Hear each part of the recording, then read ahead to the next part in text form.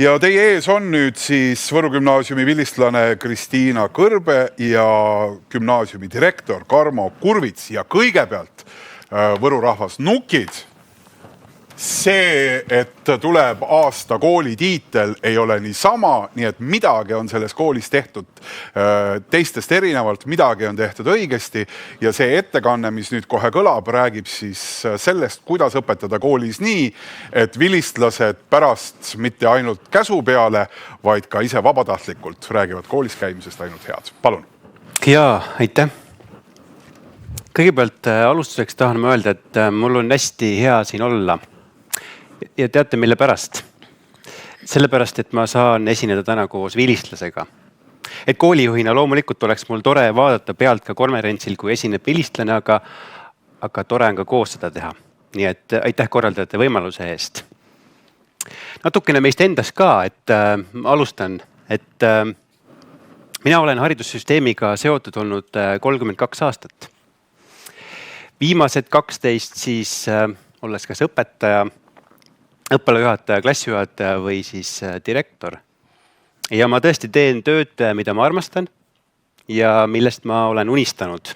Tõesti, ma väikese poisina mängisin oma tänaval kooli, kutsusin tänavalapsed kokku ja olin õpetaja direktor ühes isikus.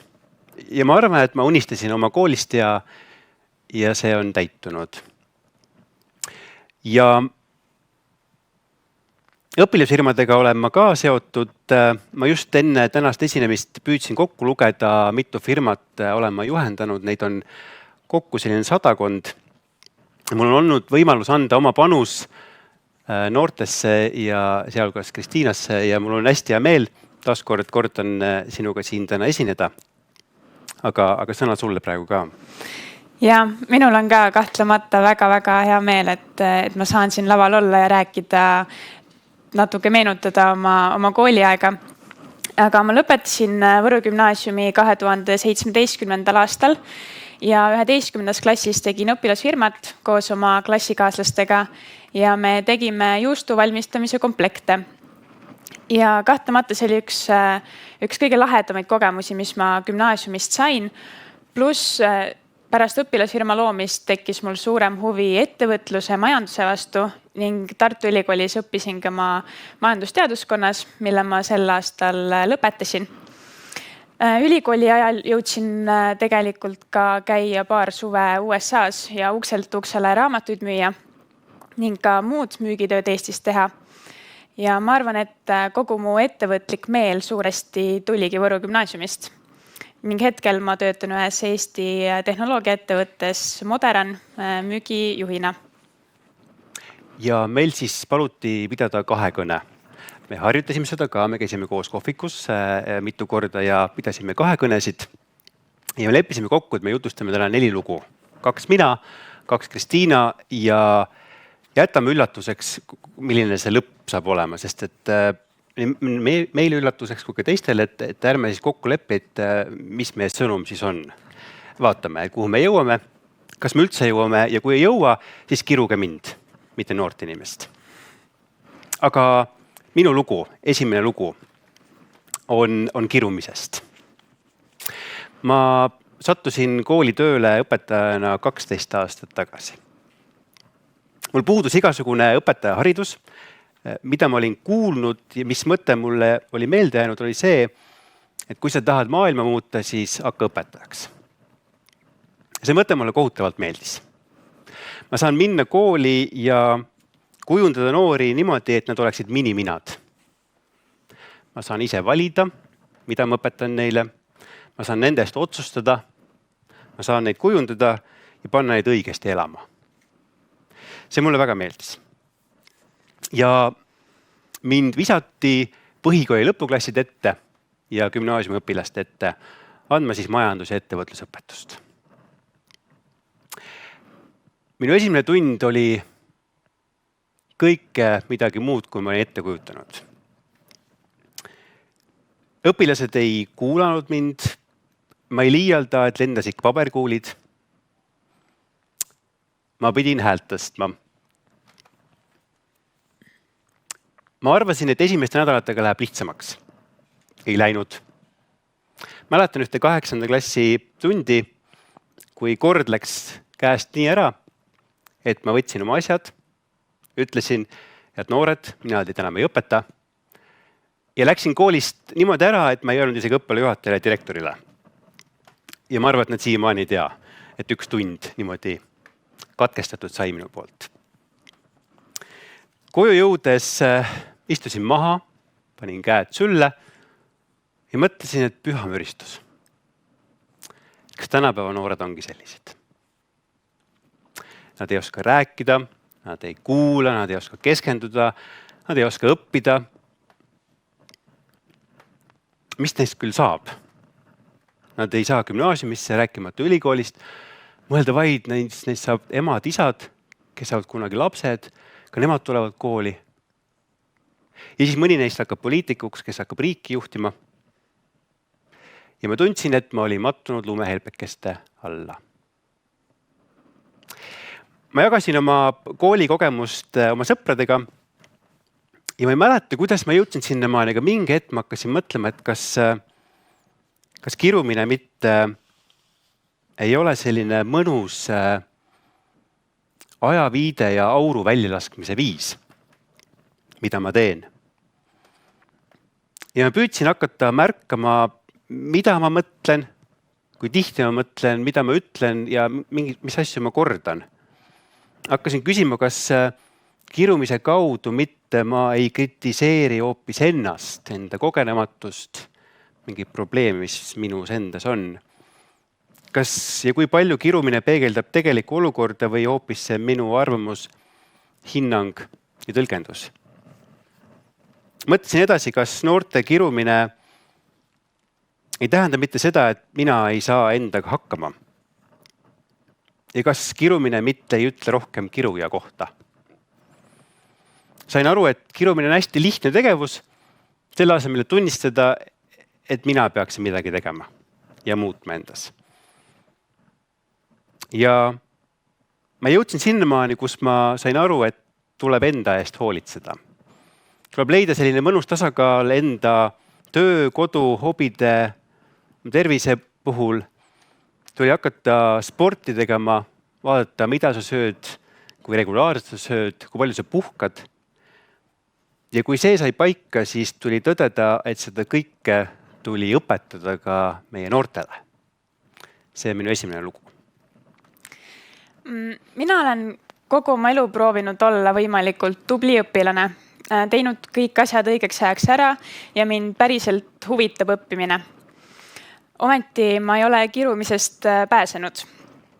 Mulle meenuvad põhikoolis esmaspäeva õhtused klassijuhataja tunnid. Me istusime kogu oma klassiga pärast pikka koolipäeva ja ma ei liialda, kui ma ütlen, et iga esmaspäev esimesed 15 minutit kuulus sellele, et me kuulasime, kuidas me eelmisel nädalal oleme midagi halvasti või valesti teinud. Küll me ei osanud käituda ja me ei teinud oma koduseid ülesandeid õigeks ajaks ära. Me kasutame liiga palju nutivahendeid tundides. Me ei oska õigesti riides käia, me ei oska rääkida. Ilmselt me ei lõpeta põhikooli ja ega me elus ka vist ilmselt väga kaugele ei jõua. Ma mäletan neid kirumise hetki üsna selgesti ja need on üsna eredalt mulle põhikooli ajast meelde jäänud. Samas, kui ma kiitvaid sõnu nii lihtsalt meenutada ei suuda. Neid oli kindlasti, kuid lihtsalt see tunne, et meie klass on kooli kõige halvem klass, on mul natuke eredamalt meeles. Ja ühel päeval ma sõitsin koos vanematega koju ja ma tõsimeeli ütlesin, et ma olen sündinud täiesti valel aastal ja sattunud väga valesse klassi. Et me oleme alati kõiges kõige halvemad. Ja ma arvan, et see ei peaks ühe 7. klassi lapse emotsioon olema. Seda enam, et kui nüüd vaadata tagasi ja mõelda, mis meist toona nii halvasti käitunud lastest saanud on, siis enam pole vaja kiruda, et me kuhugi ei jõuaks. Jaa, tuleb tuttav ette. Mida me siis välja pakume või mõtlesime koos, mida me saame siis ise ära teha? Mina räägin teile valikust ja vabadusest. me kõik oleme kuulnud, et Eesti koolid, koolijuhid, õpetajad on hästi autonoomsed. Ja me oleme eeskujuks väga paljudele selles ja me oleme uhked selle üle. Me saame ise valida, miks mitte ka õppekavast, eks ole, me saame valida, kuidas me koolis toimetame. Kui tihti me tegelikult räägime sellest, kui vabad on meie õpilased. Otsustama, mida, kuidas, kellega, miks nad näiteks õpivad. Mis juhtub siis, kui näiteks noortel inimestel ei ole valikut, ei ole vabadust? Niiviisi me kujundame inimesi, kes on valmis oma vabadusest hästi lihtsalt loobuma. Nad kujunevad sellisteks, et neile meeldib, kui keegi otsustab nende eest, kuidas peab elama, mida valima ja kuidas rääkima. Kujunevad inimesed, et kui tekib negatiivne tagajärg, siis nad saavad öelda, et mina ei saanud valida. Mina ei otsustanud, järelikult mina ei vastuta. Kui me ei anna noortele valikuid ja vabadust, siis me tekitame neis hirmu ja kartust otsustamise ees, eksimise ees. Ja kindlasti need tunded, kui me räägime hirmust eksimisest, ei suurenda meie vabadust ega hoia vabadust. Aga mis juhtub siis, kui noortele anda valikut ja anda noortele vabadust? Me näeme tõenäoliselt õpimotivatsiooni kasvu. Õpitule tuleb tähendus, luuakse tähendus. Noorte taju oma vastutusest, oma õppimise eest ja pingutamise rolli oma eesmärkide ja unistuste saavutamisel kindlasti suureneb. Ja kindlasti nii mõnigi noor leiab selle oma valdkonna, kuhu ta tahaks tegelikult jõuda, milles ennast arendada. Kuid loomulikult ma kujutan ette, praegu mõtlevad, et kui andes vabadust ja valikuid, siis peab suurendama kindlasti ka aru saama, et sellega kaasnevad kohustused ja vastutus ja oskus teistega arvestada. Valikute andmisega peaks alustama põhikoolis, miks mitte ka lasteaias, rääkimata sellest, mida me kõik saame teha ära kodus oma lastega. Valikute andmine koolis kindlasti ei tähenda ainult valikaineid. Õpilastele tuleb anda valida ka selles osas, kus nad õpivad, kuidas nad harjutavad, kuidas nad teadmisi ja oskusi tõendavad, kuidas neid võiks hinnata, kuidas neid toetada. Ma toon ühe näite teile, mida tegelikult ma nägin Islandi ühes koolis, aga toon paralleeli siis Eesti kooli üle.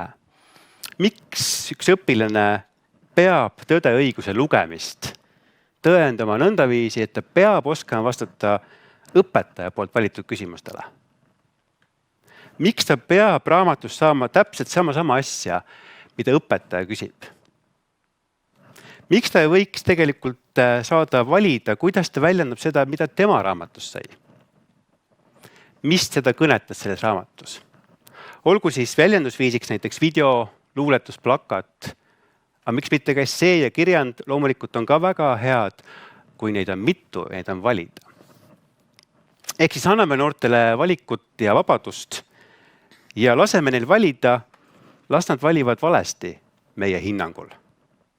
Aga las nad valivad ja anname neile vabadust, aga samas ärme unusta, et õpetame neile ka vastutust ja seda, et teistega peab arvestama ja teiste valikute ja vabadusega peab arvestama. Karmo mainis, et ei tohi tekitada õpilastes hirmu vastutuse ja otsuste ees. Kuigi praegu ma võin öelda, et ma olen võimeline vastutust võtma ja ma ei karda seda, siis ma ei ole olnud alati selline ja nii põhikoolis kui gümnaasiumis ma mäletan neid hetki, kuidas õpetaja palus mõnd vabatahtlikku. Olgu see siis näiteks mõni matemaatika ülesanne või siis näiteks mõne lõigu ette lugemine või ka mõni suurem asi, näiteks aktusel esinemine. Mul oli peaaegu alati tunne, et ma tahan kätt tõsta, aga ma ei teinud seda peaaegu mitte kunagi.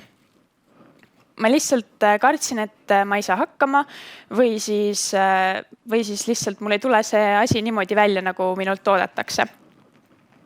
Ja ma arvan, et sama tunne hoiab meid ka üldiselt otsustamisest ja vastutusest eemal. Me kardame, et me teeme vale valiku või siis me ei saa valituga hakkama. Ja teisalt on üsna mugav mitte seda kätt üles tõsta, istuda ja loota, et küll keegi teine otsustab, tõstab käe ja läheb vabatahtlikuks. Meil ei meeldi panna ennast ebamugavatesse olukordadesse, kuid samas on just need olukorrad need, mis on kõige arendavamad ja edasiviivad. Ja minu jaoks muutus otsustamine ja sellega kaasnev vastutus oluliseks, kui ma märkasin, et ma tunnen ennast hästi ja ma tunnen enda üle uhkust, kui ma olen mõne sellise olukorraga hakkama saanud. Et ma olen teinud midagi, mis on mulle väga väljakutsuv ja sageli olid see seotud mõne otsusega või siis vastutusega. Samuti ma märkasin, et mida rohkem ma end sellistesse olukordadesse panen ja mida rohkem ma pean otsustama, seda lihtsamaks see muutub. Ja samamoodi muutub lihtsamaks ka järjest suuremate ja tähtsamate otsuste tegemine ja suurema vastutuse võtmine. Ning et lõpuks kaob hirm, et ma ei saa hakkama ja otsustamine on mugav ja loomulik tegevus. Samas on mul kahju, et ma sain sellest aru üsna hilja. Et minu jaoks tegelikult esimene päriselt mugavustsoonist väljaspool olev ettevõtmine oli õpilasfirma loomine. Enne seda ma olin olnud tubli, aga ma olin teinud lihtsalt mugavaid asju väga hästi. Ja õpilasfirma kogu protsess oli täis otsuseid ja vastutust. Ja eriti huvitavaks tegi selle veel see, et kogu meie õpilasfirmade liikmed, mitte keegi polnud kunagi varem üldse mingit firmat loonud. Ehk siis me otsustasime ja vastutasime, samas me väga palju sellest kogu protsessist ei teadnud. Ja kui me lõpuks sellega edukalt olime hakkama saanud, siis ma sain aru, et see on lahe, et mulle meeldib teha neid asju, mis on väljakutsuvad. Ja peale seda ma hakkasingi teadlikumalt endas julgust ja vastutust kasvatama. Ja ma arvan, et on palju väikseid asju, mida selleks saab teha. Et kui ma nüüd räägin enda kogemusest, siis näiteks ülikooli ma läksin juba üsna teadliku sihiga, et ma panen ennast nii palju mugavustsoonist väljapoole, kui ma oskan. Ja ma tegin ka väga väikeseid asju. Näiteks oli periood, kus ma otsustasin, et iga päev mõnes loengus ma küsin mõne küsimuse või siis vastan mõnele küsimusele. Et see võib tunduda väikse asjana, aga minu jaoks ja ma usun, et tegelikult paljude eestlaste jaoks on see üsna väljakutsuv. Eriti veel, kui me mõtleme, et auditooriumis on näiteks 60 või 70 inimest. Ja ma usun, et julgus ja otsustusvõime tekivadki meie väikestest võitudest. Ehk siis mingitest väikestest asjadest, mis meid hästi tundma panevad. Ja see on tore, et me ei pea alustama kohe millegi väga suurega. Või esimene asi võibki olla näiteks see, et ma sunnin ennast mõnd küsimust küsima. Ja ma jõudsin selle teadlikkuseni ise. Kuid ma usun, et noored ei peaks selleni ise jõudma, vaid me võime neile seda juba, miks mitte lasteaias või põhikoolis õpetada. Ja nüüd on see üllatuse koht, eks ole, nüüd on lõpp käes ja nüüd me peame vaatama, mis siis juhtub ja saab. See pealkiri oli meil nõndaviisi, et kuidas õpetada noori nii, et ei oleks tahtmiski neid kiruda. Võib-olla ei peakski esialgu mõtlema, et mida me noortes saame teha või kuidas õpetada. Vaatame võib-olla kõik need inimesed, kes koolis töötavad, noortega tegelevad korraks peeglisse. Ja mõtleme, mis on meie võimuses. Ja võib-olla on midagi ka endas, mida muuta ja arendada. Ja siis saab pakkuda noortele valikuid ja vabadust. Ja anda neile võimalust otsustada ja vastutada. Ja mina arvan, et mina lisaks siia oma mõttena selle, et kuigi meil käisid ka nii gümnaasiumis kui põhikoolis rääkimas vilistlased, kes tihtipeale tõid välja, et oleks ma seda teadnud, kui ma olin põhikoolis või kui ma olin gümnaasiumis ja nii edasi, siis ma arvan, et sellest 1-2 loengust kogu kooliaja jooksul on vähe. Näiteks selle sama teadlikkuse tõstmiseks peab see töö olema järjepidev.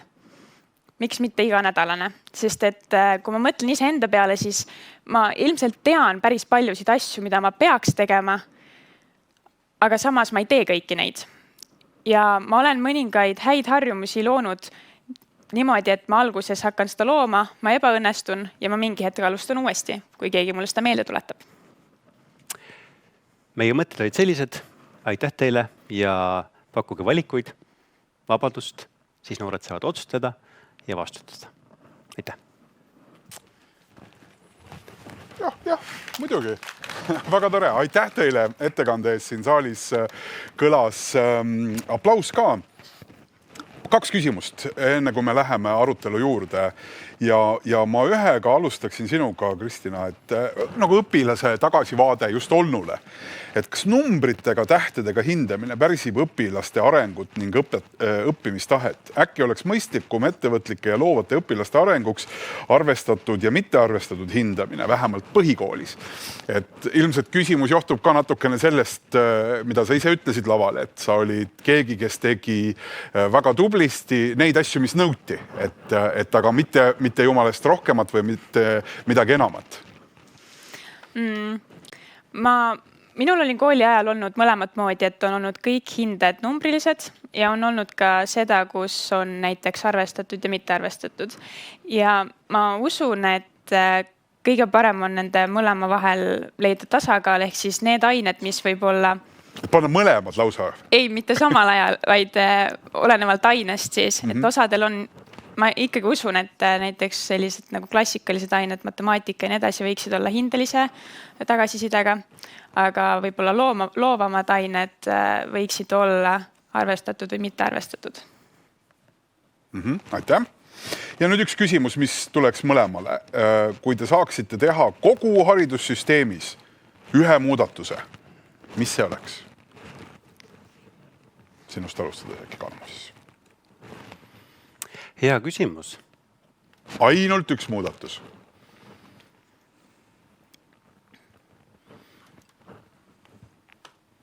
Meil on lõunaga aega, nii et mõtleme. See on hästi keeruline küsimus ja huvitav. Mul lähevad mõtted selle peale, et selline killustatus haridussüsteemis on see, mis võiks kaduda. Ja teised mõtted on see, et mulle...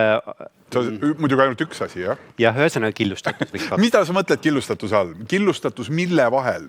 Mis need on, mis selles haridussüsteemis eraldi kildudena seda killustatust moodustavad? Me jätkuvalt koolis õpetame õppeaineid, detaile. Me ei õpeta noort inimest.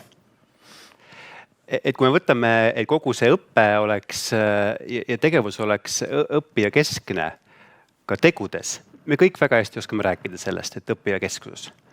Aga kui see oleks ka meie tegudes, oleks juba hästi. Väga huvitav mõte, ma panen lihtsalt selle haagin siia külge, et kus see traditsioon pärit on. Selge on, et ta on pärit, et me õpetame geograafiat, bioloogiat, botaanikat. Võib-olla mõned asjad on muutunud teatud nimede alla, ajalugu, eks ju. Et on tekkinud uusi asju sinna juurde, aga see traditsioon neid asju sellisel kombel õpetada on kusagilt pärit. Ja ma olen kogu aeg tundnud, et see teatud traditsioon, mida on kahtlustata ka hariduse juures ju vaja, aga see kindlasti nagu pärsib ka mingit vaba mõtlemist selle osas, et mis see siis on, mida me täna õpetame ja kuidas me seda teeme. Et siin ajalugu on meil tugevasti takjana selja küljes kinni. Ja samas, kui ma arvan, et avada arutelu, et mida võiks siis ära jätta näiteks või midagi teistsugust õpetada, siis tõenäoliselt iga ainevaldkonna esindaja ütleb, et tema aine on püha. See tooks hulga barrikaade, see on selge. Just. Nii et keeruline, aga põnev väljakutse. On nii, aga mis see üks asi võiks olla, mis siis koolis haridussüsteemis ära muuta?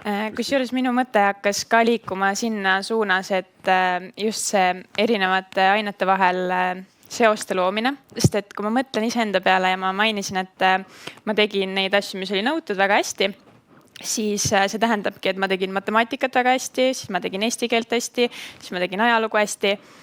Ja tegelikult mul võttis üsna palju aega, et aru saada, et tegelikult need asjad on omavahel seotud.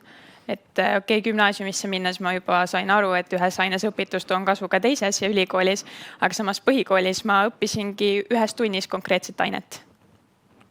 ja ma kujutan ette, et gümnaasiumisse minejate seas neid, kes on seda mõistnud, ei olegi üldse nii palju, kui me võib-olla tahaksime ette kujutada. Aitäh teile nende vastuste eest!